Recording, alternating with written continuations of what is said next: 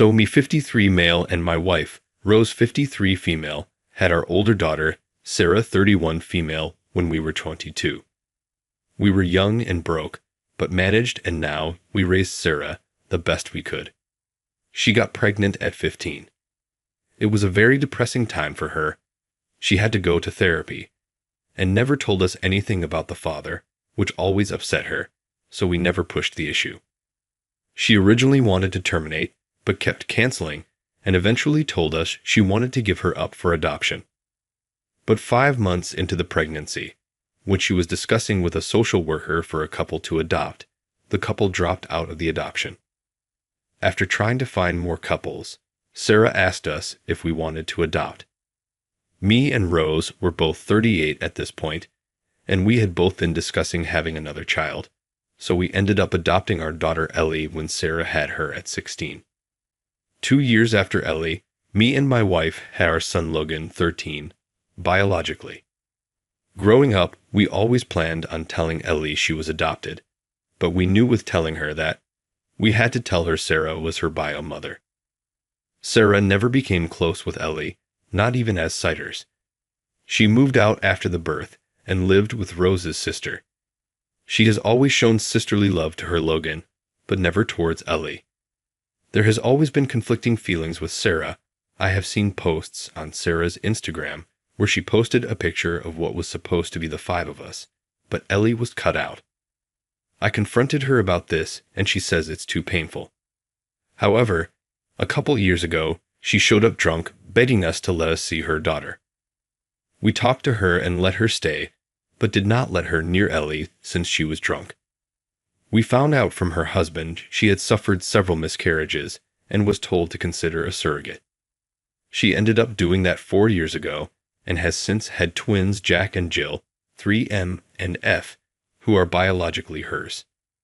Ellie has loved being an aunt to the twins, and Sarah has encouraged this with Ellie, and has been inviting Ellie over her house for family time with Logan, who loves being an uncle. We have asked Sarah that in light of the twins and Ellie being close to them, wouldn't it be time to tell Ellie the truth, but Sarah keeps claiming she is not ready. Recently Ellie came to us and has told us she is pregnant. This time, it is a completely different situation.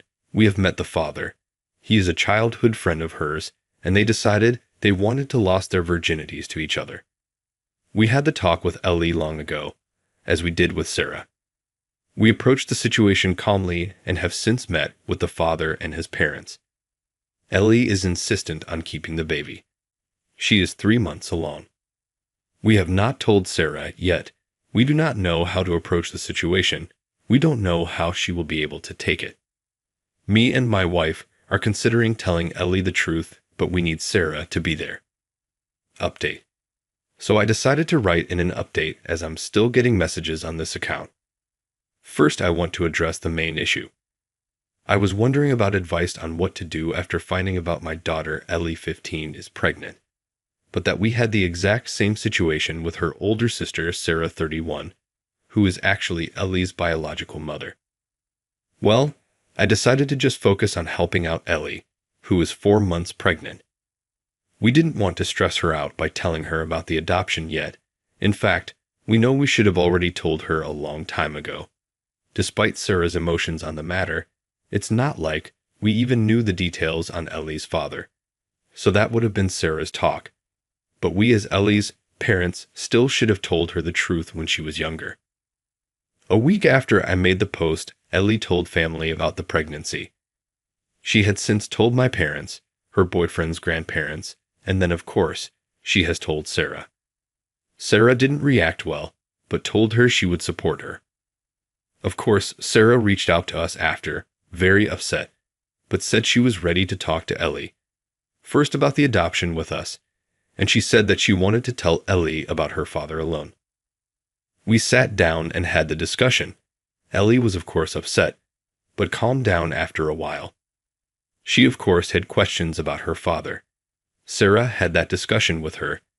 At the time I didn't know what she was told, and it was none of our business, but Ellie told us she knows who he is and said she didn't want to reach out, so we moved on after that.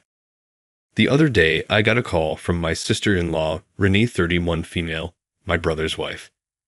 She was angry and was asking what kind of sick ideas was Sarah putting in Ellie's head.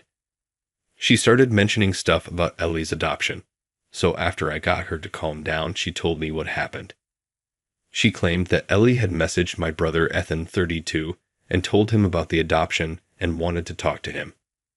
This confused me because me and Ethan don't talk much.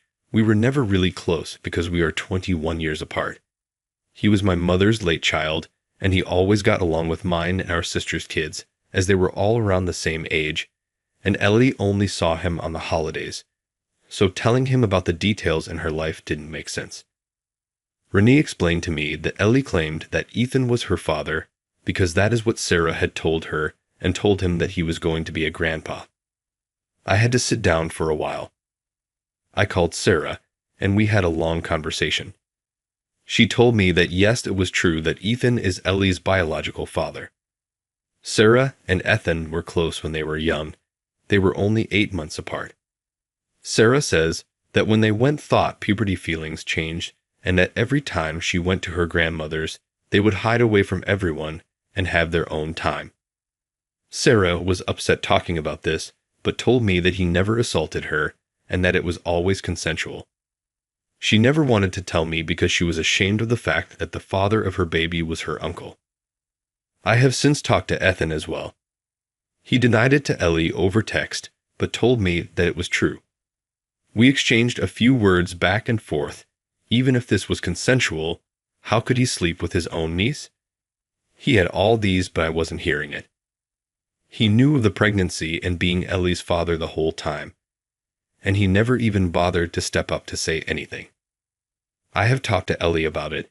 She says she was upset when she found out, but she always thought she looked like my stepdad's side of the family.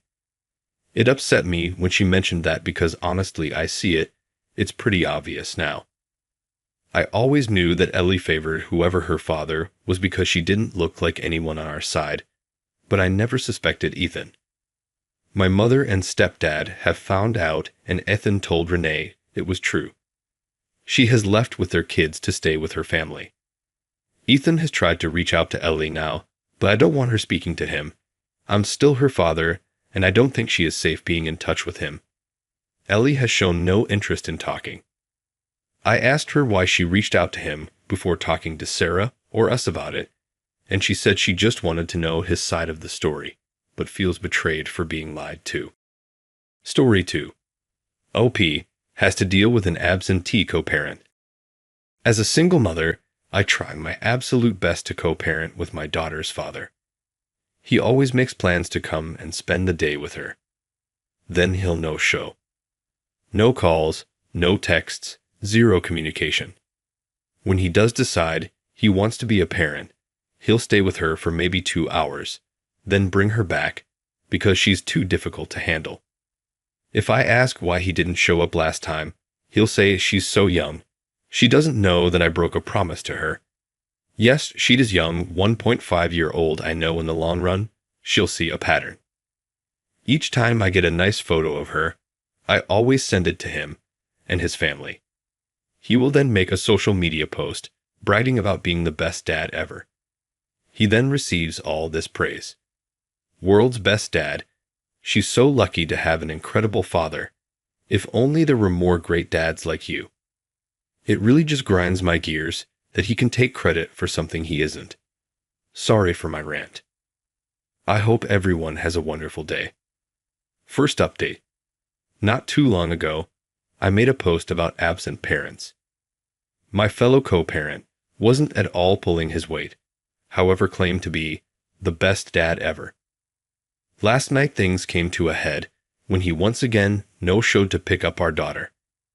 When I reached out to see if he'd be picking her up, he said, "Nah, don't feel like it." I replied with a thumbs up, clearly done with this. An hour later, I was tagged in a social media post. The post goes on to say that I won't let him see his kid, that this is why men end themselves, that he has rights too. I'm sure you get the gist. I was beyond furious, so I took every screenshot that I've taken of canceled/no shows and posted it to his post. I made sure last night's was the first to go up. I then added to it that I'm not the one stopping him. The only one stopping him is himself. His post was deleted about 5 minutes later. The damage was already done. His sisters are reaching out to apologize. His friends are reaching out to say it's a low blow. And others are messaging me to apologize for not asking for my side. Overall, I'm done having a difficult co-parent. Our next custody reevaluation is going to be interesting. Second update. Hello all. I wanted to say a huge thank you to everyone who has commented and messaged me on my last post. It's been a wayward couple of weeks since I last posted. 3 days after I posted, my co-parent messaged me.